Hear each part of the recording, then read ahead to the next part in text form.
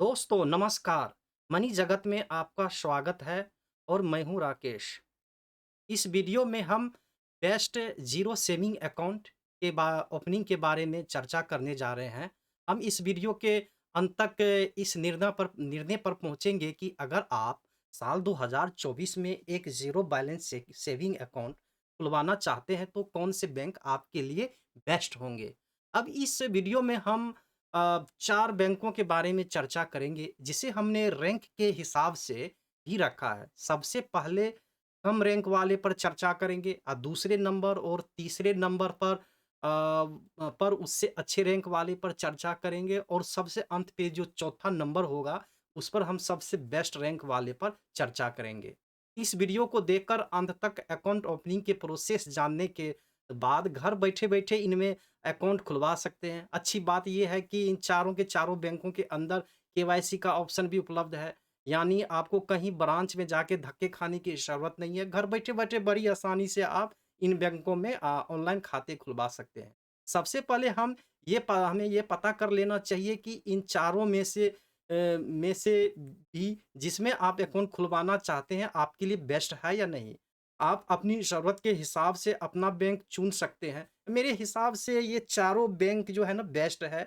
अब जिसके अंदर भी आप अपना खाता खुलवाना चाहते हैं, पहले हम उसका तुलनात्मक अध्ययन कर लेते हैं। इन 4 बैंकों को पहले हम भारत के दूसरे बैंक से भी तुलना कर लेते हैं। ठीक है? मैं यहाँ आपको पीपीटी के माध्यम से भी पूरी की पूरी एफडी की लिस्ट भी दिखा रहा हूँ। भारत में जितने भी बैंक हैं, उनका कौन-सा बैंक सबसे ज़्यादा एफडी दे रहा है। ये चारों बैंक में ज़ीरो बैलेंस अकाउंट खुलवा सकते हैं। इनके चार्जेज़ एटीएम कार्ड पर लगने वाले चार्जेज़, एफडी पर लगने वाले ब्याज के बारे में जानेंगे। सेविंग्स अकाउंट पर कितना ब्याज लगेगा, कोई हिडन चार्जेज़ तो नहीं है। पहले ये भी इन सारी चीज़ों के बारे में हम जान लेते हैं। अंत में जो है अकाउंट ओपनिंग का प्रोसेस क्या है, उसके बारे में भी हम जानेंगे।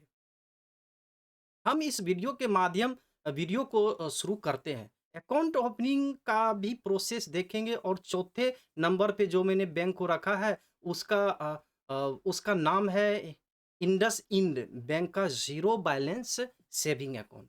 यहाँ जो अकाउंट खुलता है वो 2 प्रकार के खुलते हैं। इस बैंक में ज़ीरो बैलेंस सेविंग अकाउंट 100% कोई आपको पेनल्टी नहीं देनी लगेगी। लेकिन इसमें समस्या यह है कि इनिशियल फंडिंग माँगता है, इसलिए मैंने इसको चौथे स्थान पर रखा है। इंडस में 2 प्रकार के अकाउंट खुलते हैं, एक इंडस डेलाइट और दूसरा Indus DG start. Indus Delight में आपको 10,000 की जो है इनिशियल फंडिंग करनी पड़ेगी। जब आप अकाउंट ओपनिंग करेंगे, अंत में जब जाएँगे वहाँ 10,000 की जो इनिशियल फंडिंग अगर करते हैं, तो आपका अकाउंट इंडस डेलाइट में खुलेगा। 20,000 की इनिशियल फंडिंग करने पर जो है आपका जो अकाउंट स्टार्टिंग में इंडस डीजी स्टार्ट में खुलेगा।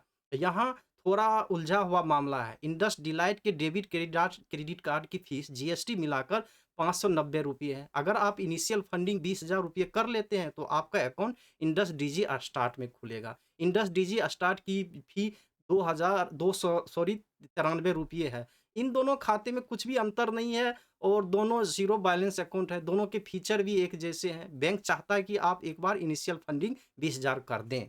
अगर इंडस में ही अकाउंट खोलना है तो 20,000 इनिशियल फंडिंग कर लीजिए, चाहे अकाउंट खोलने के 5 मिनट के बाद पूरे 20,000 निकाल लीजिएगा। इसमें लाइफ टाइम ज़ीरो बैलेंस रहेगा, उसमें कोई समस्या नहीं। तीसरे नंबर पर जिस बैंक को रखा है उसका नाम है एसबीआई बैंक।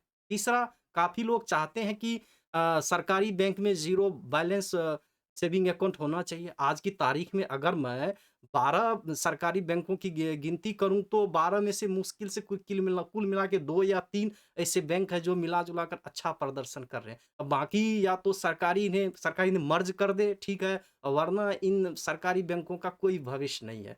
तो उसके अंदर भी अगर आप डिजिटल देखें तो सिर्फ़ एसबीआई बैंक है जो संघर्ष कर रहा है और मेहनत कर रहा है। लेकिन यहाँ बस समस्या ये हो जाती है कि इस बैंक में बहुत ज़्यादा भीड़ हो चुकी है। एसबीआई की सेविंग सर्विस कोई ख़ास नहीं है। कोई बिज़नेसमैन तो भूल के भी सरकारी बैंकों में अकाउंट नहीं खोलेगा क्योंकि कोई बड़ा बिज़नेस करता है तो जब ज़रूरत पड़ने पर वह फ़ोन करेगा तो प्राइवेट बैंक के कर्मचारी उसके घर तक सर्विस देने आ जाएँगे। लेकिन ये जो सरकारी बैंक घर पे तो आते ही नहीं। अब पैसे वाले लोग हैं, ना उनके पास समय नहीं है, वो सरकारी बैंकों में खाता खुलवाने से कतराते हैं। स्टाफ की गलती नहीं है, मेहनत सबसे ज़्यादा वही करते हैं, सर्विस किस-किस को प्रोवाइड करे, ये चक्कर हो जाती है।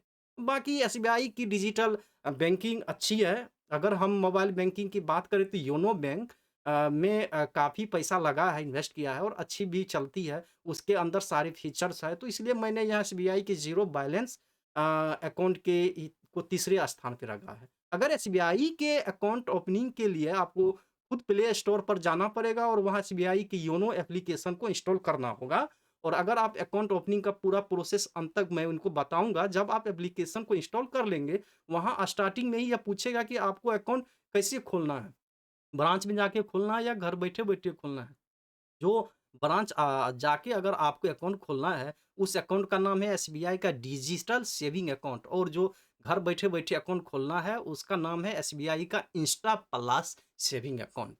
अकाउंट में कोई फ़र्क नहीं है, बस नाम का फ़र्क है, दोनों ही ज़ीरो बैलेंस सेविंग अकाउंट है। अगर आपको ब्रांच जाके भी खोलना है ना, तब भी 90% पूरा प्रोसेस एक जैसे ही है, बस अंत में एक रेफ़रेंस नंबर जनरेट कर देगा, यानी आप माता-पिता के नाम, आपके पैन कार्ड, आधार कार्ड नंबर वगैरह सब कुछ डालेंगे। अंत में एक न रेफ़रेंस नंबर वही जनरेट कर देगा, और उस रेफ़रेंस नंबर को जैसे ही शाखा में लेके जाएँगे, तो वो अपने सिस्टम में डालेंगे और वो अपने आप सिस्टम में रेफ़रेंस नंबर को डालेंगे। आपके सारे विवरण आ जाएँगे और आपका खाता 1 मिनट में खुल जाएगा। बस इतना फ़र्क है। इससे बढ़िया तो आप वीडियो केवाईसी के ज़रिए घर बैठे-बैठे पूरी प्रक्रिया पूरी कर देंगे। ब्रांच में भीड़ इतनी है कि आपको धक्का खाने की ज़रूरत नहीं है। इसलिए आप जो अकाउंट खोलेंगे उसका नाम है एसबीआई का इंस्टा प्लस सेविंग अकाउंट। ये घर बैठे-बैठे खुल जाएगा।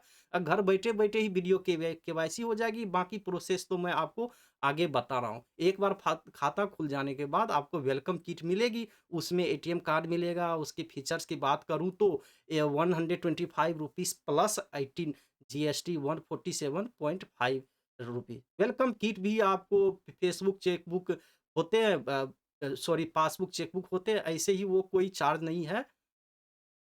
वेलकम किट के अंदर कई बार पासबुक और चेकबुक नहीं होते हैं। ऐसे में इसकी कोई चार्ज नहीं है। कई बार यह तीनों चीज़ें देता है। एटीएम कार्ड, ये आपका चेकबुक, पासबुक। कई बार बैंक सिर्फ़ एटीएम कार्ड ही भेजता है। चेकबुक और पासबुक नहीं मिलने पर नज़दीक की शाखा में जाकर अनुरोध करने पर हफ़्ते के अंदर जो है आपके घर वो भेज देते हैं।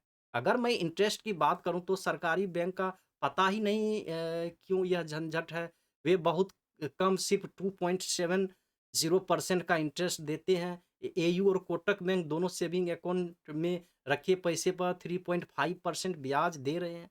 यहाँ 2.70% का ब्याज दर मिलता है। ऐसे ही एफडी की अगर मैं बात करूँ, जहाँ एयू 1 साल की एफडी पर हमें 7.570 का दे रहा है।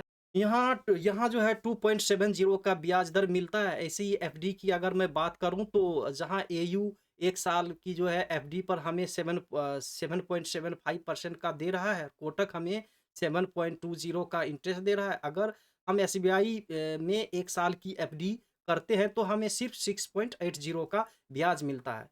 मित्र, अगर आप यहाँ तक आ गए हैं तो कृपया मे चैनल को सब्सक्राइब कर लें। इस तरह की वीडियो बनाने में बहुत मेहनत लगती है, लाइक कर दें और मुझे इससे बहुत बड़ा साहस मिलेगा और भविष्य में आपके लिए मैं और ज़्यादा उपयोगी कंटेंट लेकर आऊँगा। अपनी विश लिस्ट में रख सकते हैं। कोटक महिंद्रा बैंक का जो है ज़ीरो बैलेंस सेविंग अकाउंट या कोटक 8811 भी कहते हैं।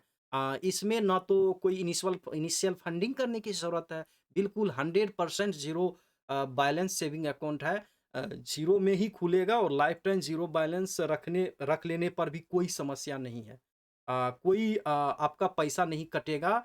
अब यहाँ भी इसका भी अकाउंट ओपनिंग का जो है लिंक डिस्क्रिप्शन में इसलिए दे दूँगा क्योंकि इसमें भी 2 तरह के अकाउंट हैं। एक है कोटक 8110 बैलेंस सेविंग अकाउंट और दूसरा है कोटक 811 का एज सेविंग अकाउंट। अब ये जो एज सेविंग अकाउंट है, इसमें मासिक एवरेज बैलेंस 10,000 मेंटेन करने होते हैं, तो गलती से भी अभी ये अकाउंट ना खुलवा लें। हम जो अकाउंट खोलना चाहते हैं, वो है कोटक 811 का ज़ीरो बैलेंस सेविंग अकाउंट। इसका लिंक भी आपको नीचे डिस्क्रिप्शन बॉक्स में मिल जाएगा कोटक 881 का जो है का अकाउंट ओपनिंग का प्रोसेस अंत में ही आप देखेंगे ही। ये अकाउंट खुल गया, अब यहाँ जो हमें 1 हफ्ते के बाद डेबिट कार्ड मिलेगा। इस डेबिट कार्ड की वार्षिक फीस जीएसटी मिलाकर जो है आपके 299 है। एटीएम कार्ड हमें अकाउंट खुलने के बाद मिलेगा। अब हम कोटक के एटीएम से पैसे निकालते हैं तो महीने के जो है 5% ट्रांज़ैक्शन निःशुल्क है और ऐसे ही कोटक से दूसरे बैंक के एटीएम से पैसे निकालने पर हमें 5% 5 ट्रांज़ैक्शन निःशुल्क मिलते हैं। किंतु मेट्रो सिटी में हमें यहाँ पे 3 ट्रांज़ैक्शन ही निःशुल्क मिलते हैं। यहाँ भी सेविंग अकाउंट में पैसे रखने पर 3.50 का ब्याज दर है। एफडी पर 1 साल के लिए 7.10 प्रतिशत ब्याज दर मिलता है। 390 का एफडी कराने पर आपको 7.20 का ब्याज दर मिलता है। 25 दिन एक्स्ट्रा ही लेना सही रहेगा क्योंकि एफडी के ऊपर कम से कम 0.10% का ब्याज दर तो एक्स्ट्रा मिलेगा। यह ब्याज दर भी आपको 7.20 है, जो कि एक अच्छा ब्याज दर है। रैंक 1 पे जिस बैंक को हमने रखा है, सबसे पहले उस पर एक नज़र डाल लेते हैं। रैंक 1 पर जिस बैंक को मैंने रखा है उसका नाम है AU small finance bank. AU small finance bank का जो है ज़ीरो बैलेंस सेविंग है। इन चारों इन चारों बैंकों के अकाउंट ओपनिंग के लिंक आपको नीचे डिस्क्रिप्शन बॉक्स में मिल जाएगा। एयू स्मॉल फाइनेंस बैंक अलग-अलग प्रकार के अकाउंट ऑफ़र करता है। अगर मैं बात करूँ एयू रॉयल सेविंग अकाउंट की तो यहाँ आपको 1 लाख रुपए का मासिक एवरेज बैलेंस मेंटेन करना है। अब कई बार आप किसी अलग लिंक से खोल लेते हैं और अकाउंट खुल जाता है। तो मान लो ये रॉयल सेविंग अकाउंट का क्योंकि अकाउंट ओपनिंग का प्रोसेस तो सेम ही है। अब मान लें कि आपका अकाउंट खुल गया और आपने सोचा कि ये ज़ीरो बैलेंस सेमी अकाउंट है और आपने इसके अंदर मान लीजिए कि मान लीजिए आप 10,000 से 20,000 भी रख ले, अब नियम के अनुसार इसमें 1 लाख मेंटेन करने थे। आपने ये सोच लिया कि यह ज़ीरो बैलेंस सेमी अकाउंट है। थोड़े दिनों में अब बैंक इसके ऊपर पेनल्टी लगा देगा कि अकाउंट में बैलेंस मेंटेन नहीं किया है आपने और फिर अकाउंट बैलेंस ज़ीरो हो जाएगा। तो इसलिए हमें जो अकाउंट खोलना है उसका नाम है एयू स्मॉल फाइनेंस बैंक का खोलना है। एयू बैंक का जो है डिजिटल सेविंग अकाउंट क्योंकि ये 100% ज़ीरो बैलेंस सेविंग अकाउंट है। भले ज़िंदगी भर इसके अंदर आप ज़ीरो बैलेंस रखें, कोई पेनल्टी नहीं लेंगे यानी एक तरह से ज़ीरो बैलेंस सेविंग अकाउंट है ये और आपको ध्यानपूर्वक एयू डिजिटल सेविंग अकाउंट के लिंक पर क्लिक करना है। और आप कहीं गलती से कोई अलग लिंक से गलत अकाउंट मत खोल लेना। इसलिए जो अकाउंट ओपनिंग का लिंक चारों ही बैंक के हैं, मैं आपको नीचे डिस्क्रिप्शन बॉक्स में मिल जाएगा। अब यहाँ AU small finance accounts bank की बात करें तो इसकी जो है एडवर्टाइज़मेंट में आपको बोल्ड अक्षरों में मिल जाएगा कि ये कहते हैं कि आपको 7.25% का जो है ब्याज देंगे, इंटरेस्ट रेट देंगे। जो भी आपका पैसा है, उसमें पड़ा है उस पर। ऐसा बिल्कुल नहीं है मित्र। अब यहाँ हमें इसलिए तो चर्चा कर रहे हैं हमें, ताकि छोटी-छोटी जो टर्म्स कंडीशन बैंक रखता है, इसे ध्यान से सुन लें। टर्म्स एंड कंडीशन में बैंक हमसे छोटी-छोटी बातें छुपाता है जिस पर आसानी से जनता जनार्दन का ध्यान नहीं जाता है। इन्होंने ही लिखा है कि सेविंग अकाउंट के ऊपर 7.25% का ब्याज देंगे। यहाँ देखें कि क्या लिखा हुआ है, किंतु सेविंग अकाउंट ऐसा नहीं है। ये पूरी तरह बाइफरकेशन है, इस पर ध्यान दें। बैंक का कहना है कि आप अपने सेविंग अकाउंट में बैलेंस 1 करोड़ से लेके 5 करोड़ के बीच रखेंगे तो आपको 7.25% का ब्याज मिलेगा। लेकिन अगर आप बैलेंस 1 लाख से कम है आपका यहाँ, तो सिर्फ़ 3.5% का ब्याज मिलेगा। मैं ऐसा नहीं कह रहा कि 3.5% का ब्याज दर जो घटिया है, क्योंकि आज की तारीख में कोई भी बैंक का उदाहरण ले ले, स्टेट बैंक ऑफ इंडिया का उदाहरण ले या सेविंग अकाउंट में रखे पैसे पर स्टेट बैंक ऑफ इंडिया 2.7 0% का ब्याज देता है। तो ये मेरा यही कहना है कि 3.5% का जो ब्याज बुरा नहीं है, आपके लिए अच्छा ब्याज दर है, लेकिन मैं आपको सचेत इसलिए कर रहा हूँ कि 7.25% सोच के खाता ना खुलवा लें। वो आपको सच्चाई पता होनी चाहिए। ऐसे ही अगर आपका अकाउंट बैलेंस 1 लाख से 10 लाख है तो प 5% का ब्याज दर मिलेगा। अब एक चीज़ और बता दूँ कि आपके अकाउंट में बैलेंस 2 लाख पड़ा है, तो ये मत सोचिए कि मैं इस कैटेगरी में आ गया और मुझे 5% का इस पर ब्याज मिल जाएगा। क्योंकि अकाउंट में बैलेंस 2 लाख पड़े हुए हैं, ऐसा भी नहीं है। बैंक कहेगा कि 1 लाख तक तो जो बैलेंस है, उस पे तो हम 3.5% देंगे और जो 1 लाख से 2 लाख बैलेंस है, उस पे 5% देंगे। ये चीज़ें आपको पता होनी चाहिए।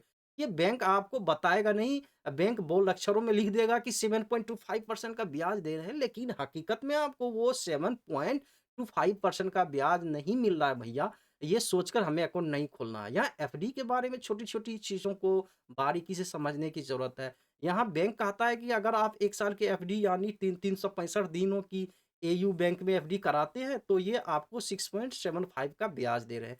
जब कोई भी कस्टमर जाएगा तो ये कहेगा कि 1 साल की एफडी कर दो, लेकिन हमें 1 साल की एफडी नहीं करानी है। हमें एफडी करानी है 1 साल 1 दिन की, यानी 366 दिनों की, क्योंकि 1 दिन एक्स्ट्रा एफडी कराने पे हमें 7.75% का ब्याज मिल रहा है। तो मैं 6.75 का क्यों लूँ? मैं 1 साल में जो है 1 दिन की एफडी और ज़्यादा करा लूँ। अब ये चीज़ आपको कोई बताएगा नहीं और बैंक इन बारीकियों को आम लोगों से छिपाने की फिराक में रहता है। अब एक मिसाल के तौर पर 2 साल की जो एफडी कराने पर 7.5% का ब्याज मिलता है। लेकिन अगर आप 2 साल 1 दिन की एफडी करा लेंगे तो 8% का जो है आपको 8% का ब्याज मिल रहा है। तो दोस्तों ये छोटी-छोटी चीज़ें जो है, जहाँ बैंक भी पैसा बचाते हैं, हम भी इन सारी चीज़ों पर की अनदेखी कर जाते हैं। उम्मीद है कि आपको यहाँ तक कांसेप्ट क्लियर हो गया होगा। ऑनलाइन और 1 हफ्ते के बाद आपके घर पर वेलकम किट आ गई। वेलकम किट के अंदर जो न आपका जो है डेबिट कार्ड आएगा। इस डेबिट कार्ड की फ़ीस कितनी है? इस डेबिट कार्ड की जो एयू स्मॉल की जो फ़ीस है इसमें व ₹150 प्लस 18% जीएसटी, ये साल में 1 बार लगेगी। यानी ये टोटल आपको जो है 177 आपके कटेंगे। अब अच्छी बात ये है कि जो एयू स्मॉल फाइनेंस बैंक का डेबिट कार्ड आपको मिलता है ना, इसके बहुत अच्छे फीचर्स हैं। कुछ क्रेडिट कार्ड जैसे ही फीचर्स मान लो, ये बोलते हैं कि अगर मिसाल के तौर पर आप हवाई यात्रा करते हैं और हवाई दुर्घटना हो गई तो 5 लाख इंश्योरेंस देंगे। ऐसे ही एक्सीडेंट वगैरह हो गया तो 2 लाख का जो है इंश्योरेंस देंगे। ये फीचर्स भी हम कंसीडर नहीं करेंगे बुरे वक़्त में जब हमें इस फीचर्स की ज़रूरत होती है तो बैंक इस फीचर्स को भूल ही जाते हैं। लेकिन इस फीचर्स को ध्यान से देखें कि साल भर में आपको 8 जो है एयरपोर्ट कॉम्प्लिमेंट्री लॉन्च आपको मिलेंगे।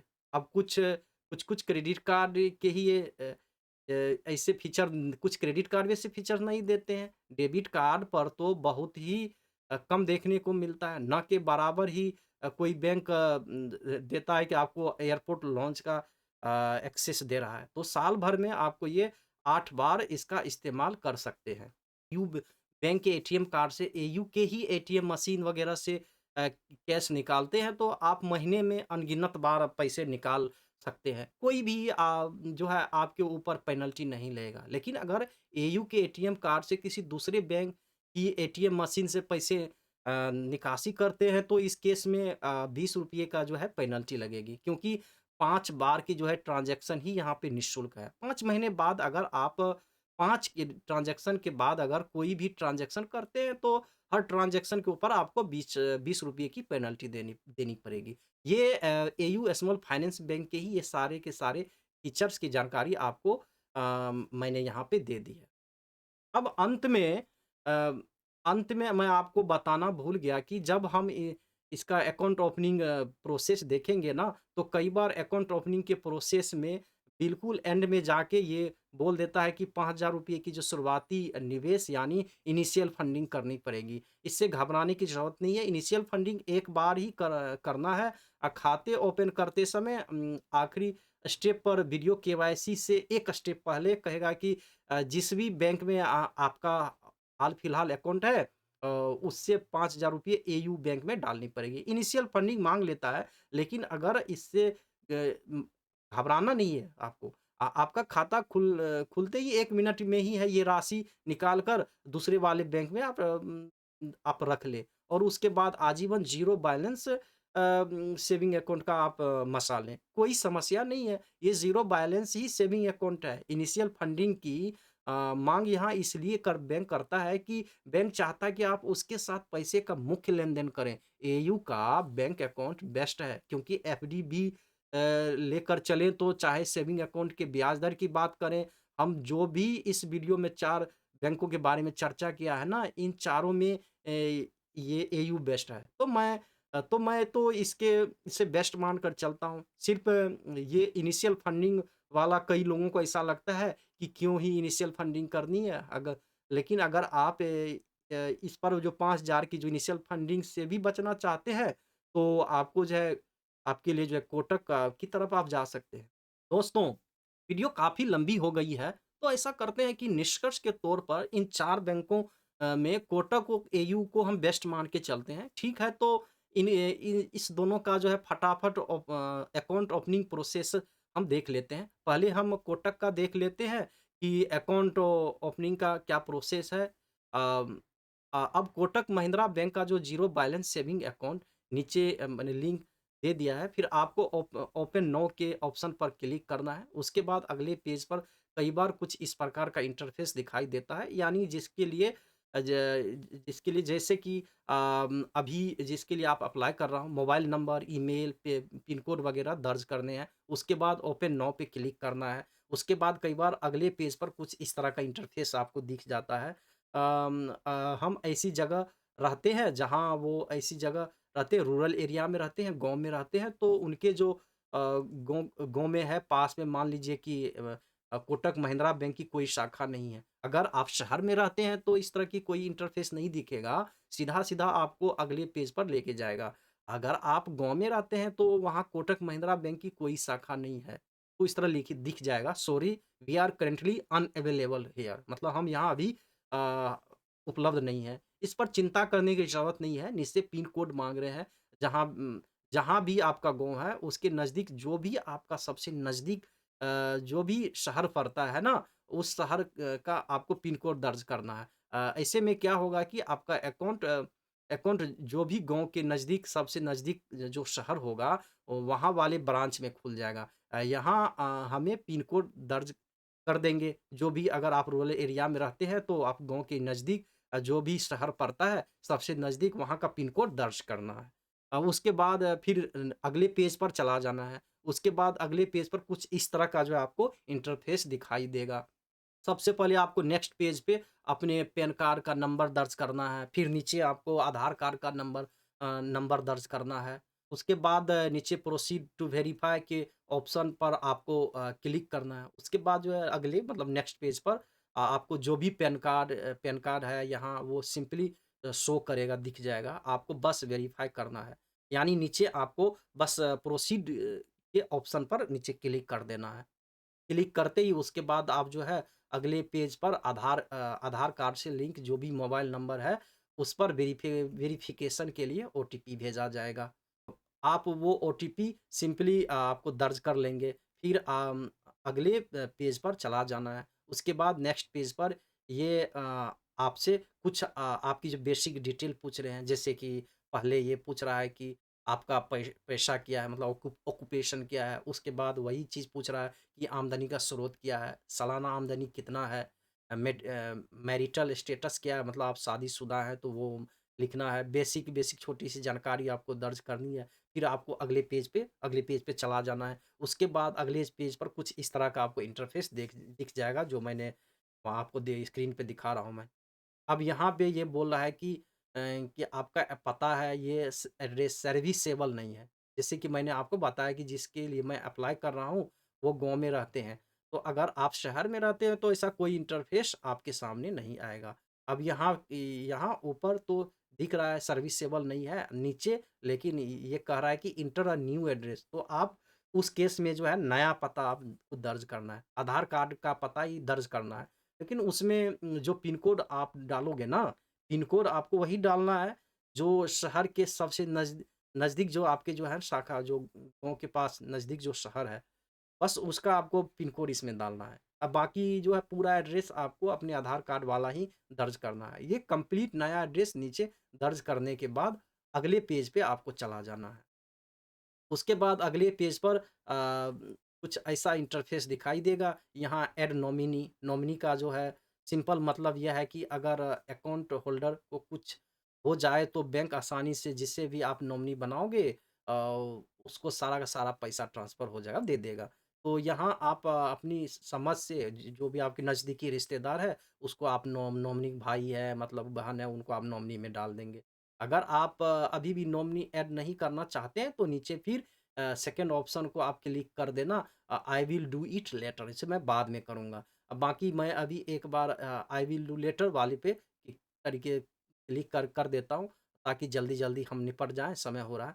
तो नॉमिनी को ऐड भी कर सकते हैं। यहाँ एक सेकंड ऑप्शन पर क्लिक कर देता हूँ, तो उसके बाद जो है पेज पर कुछ इस तरह का इंटरफ़ेस आपको दिख जाएगा। यहाँ जितने भी चेक बॉक्स आपको दिखाई दे रहे हैं, ये सारे चेक बॉक्स आपको टिक करने हैं। उसके बाद सिंपली नीचे जो है प्रोसीड टू ऐड एमपिन का ऑप्शन आपको क्लिक करना है। उसके बाद अगले पेज पर अपना एमपिन जो है सेट करना है, ये पिन। लीजिए एमपिन इस तरह से 6 अंकों का पासवर्ड है, ये पासवर्ड आपको याद रखना है। पासवर्ड जैसे ही अकाउंट ओपनिंग के बाद आप कोटक हो या 6 अंकों किसी बैंक का जो है यहाँ पासवर्ड सेट कर लीजिए। नीचे आप प्रोसीड टू एमपिन में दोबारा यहाँ पे दर्ज कर देना है पिन। उसके बाद आपको अगले पेज पे चला जाना है। यहाँ पर 6 अंकों का एमपिन यह एक पासवर्ड है। ये याद रख के चलें और इसमें गलती नहीं करना है। आगे आपको फिर इस तरह का आपको मैसेज आएगा कि आपका जो है कोटक 811 में आपका अकाउंट जो है वो सक्सेसफुली जो है सफलतापूर्वक खुल चुका है। उसके बाद थोड़ा-सा लोडिंग होने के बाद आपको ये सारी जो है सारी की सारी डिटेल दिखेगा। जैसे आपका आईएफएससी कोड, अकाउंट नंबर यानी इस तरह से आपका कोटक 881 का ज़ीरो बैलेंस सेविंग अकाउंट खुल नीचे नीचे यहाँ एक ऑप्शन दिख रहा है कंप्लीट फुल केवाईसी। अब के अकाउंट तो खुल गया, ये अकाउंट आपका 1 साल के लिए वैध है। जैसे ही आप कंप्लीट फुल केवाईसी के ऑप्शन पर क्लिक करेंगे, आपके सामने थोड़ा-सा लोडिंग में समय लेगा और वीडियो कॉल शुरू हो जाएगी। और कोटक के से जो है हम घर बैठे-बैठे अपना ज़ीरो बैलेंस सेविंग अकाउंट खुलवा सकते हैं। आधार कार्ड से रजिस्टर करना है, जो आधार कार्ड से लिंक आपका मोबाइल नंबर है। उस पे वेरिफ़िकेशन के लिए एक ओटीपी आपको भेजा जाएगा। सिंपली जो भी ओटीपी आपको दर्ज करना है फिर अगले पेज पर ओटीपी दर्ज करने के बाद चले जाना है। और उसके बाद अगले पेज पर आपका जो है पैन कार्ड का नंबर दर्ज करना है। पैन कार्ड का नंबर दर्ज करने के बाद जो है सिंपली नीचे जो है आपको कन्फर्म ऑप्शन पर क्लिक करना है। और उसके बाद अगले पेज पर अपना आधार कार्ड का नंबर अ, दर्ज करना है। नीचे चेक्स बॉक्स को सेलेक्ट कर लेना है। उसके बाद आपको जो सिंपली नीचे गेट आधार कार्ड ओटीपी के ऑप्शन पर क्लिक करना है। उसके बाद अगले पेज पर दोबारा मोबाइल नंबर जो है आपका मोबाइल नंबर पे दोबारा ओटीपी आ जाएगा। उसी मोबाइल नंबर पर जो भी आपका आधार कार्ड के साथ लिंक है और उस मोबाइल नंबर पे जो भी ओटीपी गया आपको यहाँ पे दर्ज करना है। फिर आपको अगले पेज पर चलना है। उसके बाद अगले पेज पर कुछ इस प्रकार का जो है इंटरफ़ेस आपको सामने दिखाई देगा। यहाँ अलग-अलग डिटेल्स माँग रहे हैं जैसे पर्सनल इन्फॉर्मेशन फिर पारिवारिक जानकारी ये सारी की सारी डिटेल फ़िल नहीं हुई तो यहाँ पे एक-एक करके आपको पूरी डिटेल फ़िल करनी है। कुछ फ़ील्ड है ऑटोमेटिक आधार कार्ड से फ़ेच कर लेते हैं, कुछ आपको फ़िल करनी पड़ेगी। तो सबसे पहले मैं यहाँ पर्सनल इन्फॉर्मेशन वाले ऑप्शन पर हम क्लिक कर देंगे। उसके बाद अगले पेज पर कुछ ऐसा आपको इंटरफ़ेस दिखेगा। कुछ डिटेल्स यहाँ पे ऑटोमेटिक फ़िल है, कुछ आपको फ़िल करनी है। जैसे कि आपके जन्म तिथि, आपके लिंग मोबाइल नंबर जो भी चीज़ें हैं, फ़ील्ड है, उसको छोड़ देना है। जो नहीं फ़ील्ड है, उसको सेलेक्ट कर लेना है और आपके मैरिटल स्टेटस वगैरह, आपकी ईमेल आईडी वगैरह जो भी है, उनको दर्ज करना है। उसके बाद सिंपली नीचे आपको सबमिट डिटेल के ऑप्शन पे क्लिक कर देना है। उसके बाद अगले पेज पर जो है आपका जो इस प्रकार इंटरफ़ेस आपको दिखाई देगा। यहाँ बेसिक डिटेल्स डालनी है, जैसे कि माता-पिता का आपका नाम हो गया, पत्नी का नाम वगैरह नीचे दर्ज करना है। नीचे आपको जो अपना ईमेल ईमेल डालना है, उसके बाद सबमिट पर क्लिक करना है। किसी को भी नॉमिनी आप बनाना चाहते हैं, वो डालना है। वीडियो में पहले कोटक वाले प्रोसेस में ठीक है, तो यहाँ अब एक बार मैं नो कर देता हूँ। तो यहाँ उसके बाद सिंपली ये सारी डिटेल डालने के बाद नीचे फिर आपको सबमिट के ऑप्शन पर क्लिक कर देना है। उसके बाद आपको अगले पेज पर जो है सबसे पहले आपको ऑक्यूपेशन मतलब आपका धंधा क्या है, काम उसको दर्ज करना है। ऑक्यूपेशन में जो भी आप काम है, उसको सेलेक्ट कर लें। उसके बाद आपकी जो बेसिक सालाना वार्षिक इनकम कितनी है, कितने साल में कितना पैसे कमाते हैं, ये सारी बेसिक सारी जानकारी डिटेल्स आपको दर्ज करना है। उसके बाद सबमिट के ऑप्शन पे आपको क्लिक करना है। अगले पेज पर कुछ इस तरह का आपको इंटरफ़ेस दिखेगा। यहाँ बड़ा-बड़ा लिखा हुआ है कि फाइनल रिव्यू, यानी अब यहाँ आप इस पूरे पेज को स्क्रॉल डाउन करके देख लें कि कोई भी परिवर्तन करना है तो अभी आप एडिट कर सकते हैं, संपादित कर सकते हैं। और अगर सब कुछ ठीक है तो कन्फर्म डिटेल्स के ऑप्शन पे आपको क्लिक कर देना है। उसके बाद अगले पेज पर कुछ ऐसा इंटरफ़ेस दिखेगा। यहाँ अब जो है हर प्रकार के सेविंग अकाउंट दिख रहा है, जैसे मैंने आपको वीडियो की शुरुआत में कहा था ना, किंतु हमें यहाँ मैं ये बताना है कि मैं बता रहा हूँ कि इसके अंदर आपको मासिक एवरेज बैलेंस इतना मेंटेन करना है। हमें जो मेन अकाउंट खोलना है, वो खोलना है ज़ीरो बैलेंस वाला जो है, उस अकाउंट का नाम है एयू डिजिटल सेविंग अकाउंट। तो मैं इसे नीचे की तरफ स्क्रॉल डाउन करूँगा और आपको नीचे यहाँ दिखाई दे रहा है एयू बैंक का डिजिटल सेविंग अकाउंट। तो यहाँ पर यहाँ पे चूज़ द अकाउंट के नीचे जो दिख रहा है ना, एयू डिजिटल सेविंग अकाउंट के नीचे वाले ऑप्शन पर क्लिक करना है। उसके बाद आपको अगले पेज पर आप आप पेज पर कह रहा है कि ₹5000 की जो है आपको इनिशियल इनिशियल फंडिंग करनी पड़ेगी। मित्र, मैंने आपको शुरुआत में ही कहा था कि इनिशियल फंडिंग है, बस एक बार अकाउंट खोलने के लिए आपको बस एक बार ₹5000 आपको एयू वाले अकाउंट में डालने हैं। फिर अकाउंट में खुलने के बाद 2 मिनट के अंदर आप पैसे निकाल कर के दूसरे अकाउंट में डाल सकते हैं। तो इसमें कोई समस्या नहीं है। तो यहाँ पर आप बस प्रोसीड टू पेमेंट पर क्लिक करना है। आपको ₹5000 की इनिशियल फंडिंग करने के बाद यहाँ कुछ ऐसा मैसेज आपके सामने आ जाएगा, अमाउंट रिसीव्ड। तो यहाँ सिंपली नीचे एक बार पेमेंट करने के बाद नीचे ऑप्शन आ रहा है इनिशिएट वीडियो केवाईसी में थोड़ा-सा लोडिंग समय लेता है और थोड़ी देर बाद जो है आपको एयू स्मॉल फाइनेंस बैंक का जो एक कर्मचारी ऑनलाइन सामने आ जाएगा। वही सेम प्रोसेस जो है ओरिजिनल पैन कार्ड दिखाना है, ब्लैंक पेपर पे सिग्नेचर दस्तखत करके दिखाना है। एयू स्मॉल फाइनेंस बैंक में आपको ज़ीरो सेविंग अकाउंट बैलेंस खुल जाएगा। मुझे आशा है कि आपके लिए यह जानकारी उपयोगी रही होगी। अगर आपको यहाँ थोड़ी-सी भी नई जानकारी मिली है तो कृपया चैनल्स को सब्सक्राइब कर लें और वीडियो को लाइक कर दें। आपके मन में कुछ भी सवाल है तो कमेंट में लिखें। मैं भरपूर कोशिश करूँगा कि आपके सवाल का जवाब दूँ। अगली वीडियो में आपसे फिर मुलाकात होती है। अंत तक वीडियो देखने के लिए धन्यवाद। जय हिंद। सब्सक्राइब करना ना भूलें। तो चलिए मित्रों, आप खुश रहें। बाय-बाय।